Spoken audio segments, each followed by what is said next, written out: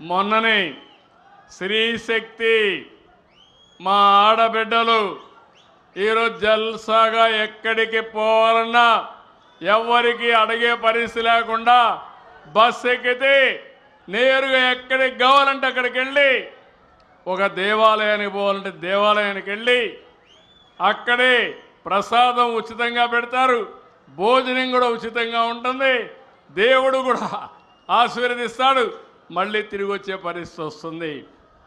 ఒక మహిళ ఎక్కడన్నా పని చేసుకోవాలంటే ఎలాంటి ఇబ్బందులు లేకుండా ఇక్కడి నుంచి నరసరావుపేటకు పోతారా, విజయవాడ గుంటూరుకి పోతారా, ఎక్కడికైనా పోయి పని చేసుకొని వచ్చే పరిస్థితి వస్తుంది.